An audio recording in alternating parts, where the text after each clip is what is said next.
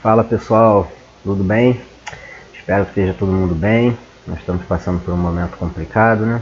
Todo mundo aí em quarentena por conta do coronavírus.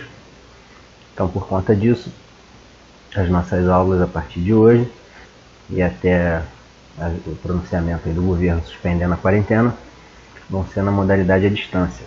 Tá? Eu espero que o áudio esteja bom. Então vamos começar nossa primeira videoaula da matéria de farmacologia. Então hoje nós vamos falar das vias de administração enterais. Deixa eu passar aqui. Então vamos lá, o que é uma via de administração enteral? Tá? Nada mais é do que a administração dos medicamentos no trato gastrointestinal. E o nosso trato gastrointestinal, ele começa na boca, passa por todos os órgãos que estão aqui na região do peritônio e termina lá no reto. Então a administração de qualquer medicamento, seja pela boca ou também pelo reto, a gente vai ver mais para frente, são feitos na forma de supositório, são consideradas vias enterais. Então sobre esse tipo de via, o que a gente pode falar? É a forma mais simples, mais rápida e mais fácil de se administrar um medicamento. Aí econômica também. Por quê? Basta que você tenha um comprimido, ou xarope, ou o próprio supositório, e você mesmo consegue administrar o medicamento sem necessidade de maiores orientações ou da presença de um profissional de saúde. Então é uma maneira muito rápida, simples e eficaz de se administrar um medicamento, e acessível também. Tá? Então, as vias enterais, quais são elas? Nós temos a via oral, a via sublingual e a via retal. Então, essas três vias aqui, elas vão compor as vias enterais. Tá? O importante desse slide é vocês saberem que a via enteral é a administração dos medicamentos pelo trato gastrointestinal, tá? Representado aqui pela imagem. Então, vamos falar da primeira via aqui, a via oral. Todo mundo que está me ouvindo aí nesse momento já deve ter tomado um medicamento por via oral ao longo da vida, né? É muito comum. Então, muitos medicamentos mesmo podem ser administrados por essa via.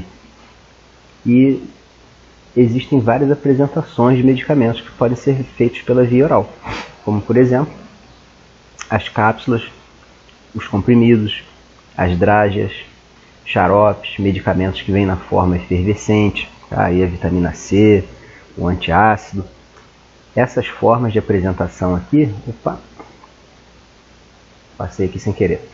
Essas formas de apresentação a gente vai ver nas próximas aulas, vamos especificar cada uma delas, mas elas ficam aqui como exemplos de formas que são feitas por via oral. Outra coisa importante é a absorção e o metabolismo dos medicamentos que são feitos pela via oral. Eles passam pelo sistema gastrointestinal, como eu já falei. Então eles vão passar pela boca, pelo estômago, vão ser absorvidos pelo intestino e depois vão ser metabolizados pelo fígado. Então ele passa por um processo longo. Tá? E alguns medicamentos, para poder sobreviver à passagem hepática, eles têm na sua fórmula, na sua composição química, elementos que fortificam ele, que fazem ele ficar mais resistente para poder sobreviver à passagem hepática. E isso pode deixar o medicamento tóxico. Alguns medicamentos eles são tóxicos ao fígado se tomados de maneira inadequada. Tá? Um exemplo clássico aí do medicamento que ele é hepatotóxico, é lógico, se ele for utilizado de maneira correta, ele é seguro. Tá? É o paracetamol. Se você começar a tomar paracetamol indiscriminadamente, você pode desenvolver algum problema hepático, assim como outros medicamentos também. Então, a maioria dos medicamentos, não todos, tá? A maioria, uma grande parte dos medicamentos que são administrados por via oral, eles vão ter a absorção intestinal e o metabolismo hepático. Biodisponibilidade. Eu passei de novo aqui sem querer. A biodisponibilidade nada mais é do que após a absorção e o metabolismo, a quantidade final do medicamento que vai ficar disponível no seu sistema orgânico. Então você imagina que após o medicamento que você ingere, ele passa por todo o processo aqui de absorção e metabolismo, ele vai ser absorvido, depois vai ser espalhado pelo seu sistema. A quantidade que você ingeriu não vai ser a mesma que vai estar circulando lá na sua corrente sanguínea no final. Essa quantidade vai diminuir por conta da passagem pelo trato gastrointestinal. Então a biodisponibilidade dos medicamentos por via oral, ela vai ser inevitavelmente um pouco menor do que a biodisponibilidade de outras vias, como por exemplo uma via injetável, que o medicamento é injetado diretamente na corrente sanguínea. Tá? Então o medicamento por via oral ele vai necessitar de uma dose maior do que outras vias para produzir o mesmo efeito. Essa é uma das desvantagens dessa via. Vamos à próxima. Via sublingual. Essa via também ela utiliza ali a boca, tá? Só que diferente da via oral, você não vai engolir o comprimido. Ele não vai para o estômago, você coloca ele abaixo da língua, tá? Embaixo da nossa língua, a gente tem uma rede aqui grande de vasos sanguíneos, os capilares. E quando esse medicamento é colocado embaixo da língua e ele é dissolvido ali por ação da saliva, esses vasos sanguíneos aqui, eles absorvem as substâncias presentes no medicamento e fazem com que ela caia diretamente na corrente sanguínea. Então a via sublingual, ela é uma via mais rápida do que a via oral. Tá? Só que o grande porém é que a maioria dos medicamentos não pode ser administrado por essa via, tá? O corpo não consegue absorver de maneira adequada. Então são poucos medicamentos utilizados pela via sublingual. Uns exemplos assim, mais clássicos são as nitroglicerinas, né? São utilizadas para tratar a angina, que é um problema cardíaco, e o antihipertensivo, o famoso captopril, o captopril sublingual. São medicamentos que são muito utilizados até em pronto-socorros, emergências. Muitas pessoas fazem o uso desse tipo de medicamento. Então ele vai ter uma absorção mais rápida por conta dessa característica da região sublingual. Outro ponto importante também é que eles não necessitam de passagem pelo trato gastrointestinal, pela parede do intestino e pelo fígado. Tá? Então ele pega um atalho, ele já vai direto para a corrente sanguínea. Vamos para a próxima via. A última via enteral é a via retal.